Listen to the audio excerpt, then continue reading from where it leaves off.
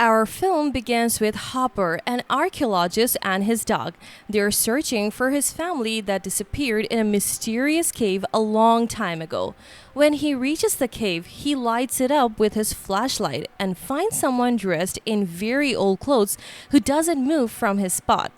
When Hopper calls out to him, he doesn't respond. Hopper is shocked by what he sees and drives away quickly. Afterwards, he calls Jackie and asks her to prepare the climbing gear because he's going to explore the cave alone. He then goes home and finds Jackie and Taylor standing at his door. He tells them he's going to explore the cave alone, but Taylor is upset and wants to go with him to protect him. However, Hopper reassures her that he will go with his dog and that he will be fine. Hopper returns to the cave, and when he goes inside, he finds a transparent barrier separating the inner and outer world of the cave. He decides to cross to the other side. 2 days pass with no word from Hopper, and Jackie and Taylor start to worry about him. They decide to go after him but don't know how because Hopper took their car.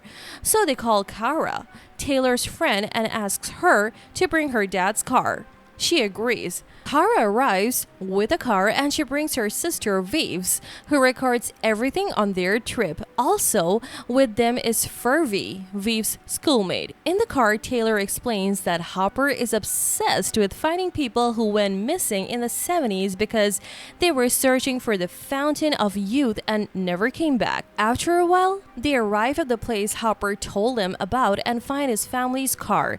Inside the car, they find pictures of his family and realize that Hopper was actually looking for his family, not just random people as he had told them.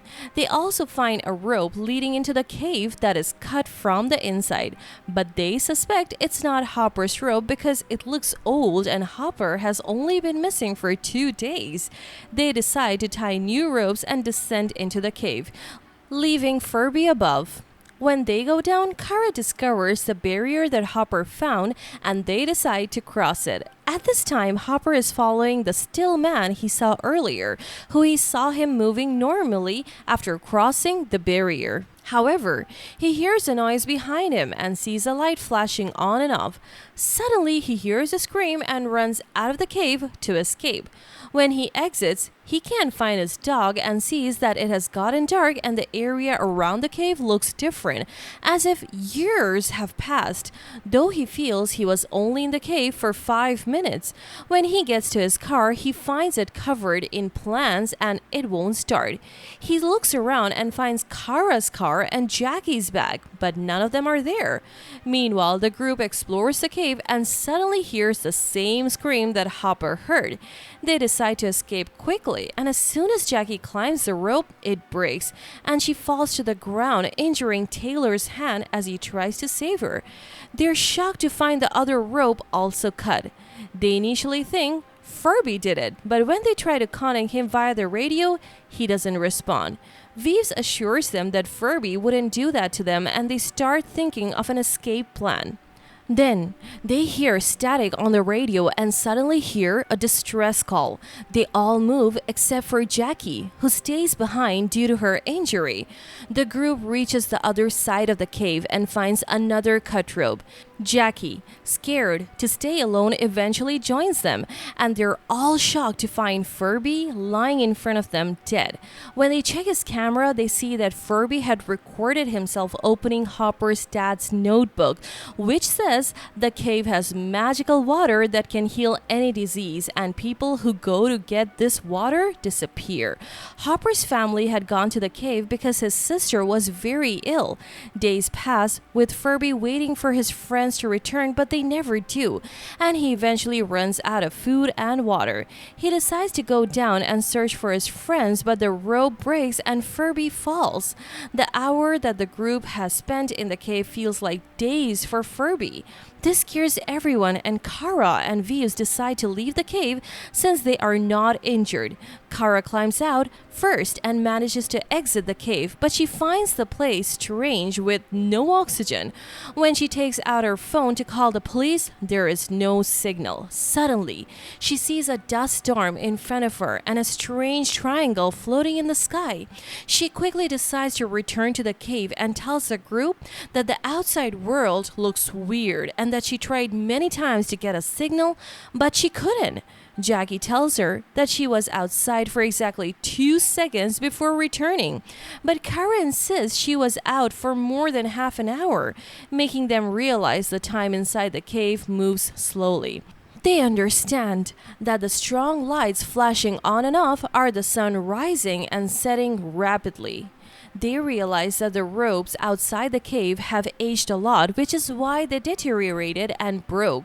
They understand that they have been in the cave for many days, possibly months. When they rewatch Furby's video, they notice that when he fell, he was still alive and was the one talking on the radio asking for help.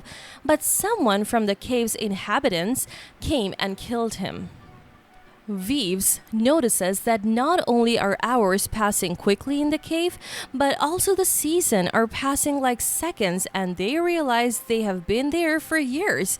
Kara climbs the opening again, and suddenly a very advanced ladder descends in front of them.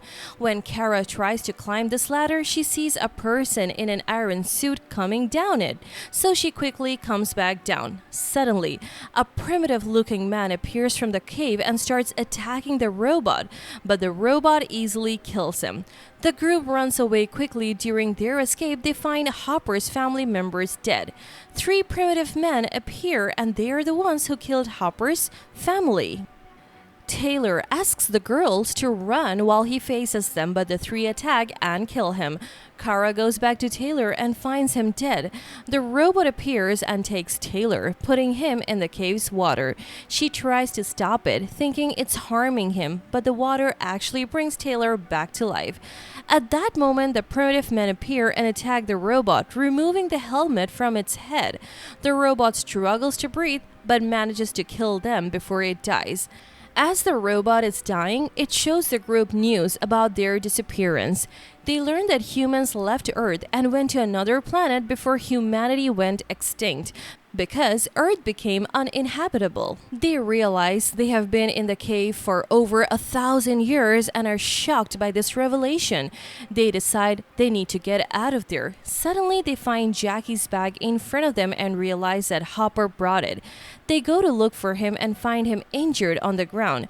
In front of them is a transparent barrier, and on the other side, they see Hopper's missing sister along with many people from different time periods, all standing still and trying to reach the Fountain of Youth. Hopper tells Taylor that the cave's purpose is to protect the fountain. Taylor wants to cross the barrier, but Hopper stops him, explaining that if he enters, he won't be able to get out. Hopper is very weak and close to dying. Taylor goes back to the group and they go to the water, which heals Jackie's leg. They also put Furby's body in the water to bring him back to life. Suddenly, the primitive men attack them. Kara uses the ladder to escape the cave and finds another transparent layer on the ceiling. When she tries to break through, someone pulls her up and fits her with a device to help her breathe as she is in water. After a while, Kara returns to the cave and lowers a rope made of advanced technology to the group. They climb up with Hopper, his family, and Furby. They find themselves on a spaceship heading to the planet where humans have resettled. And that's it. If you like this recap, hit like, share, and subscribe to our channel to keep seeing content like this one. If you have any requests or thoughts, drop them below in the comment section and we will see you at the next one. Peace out.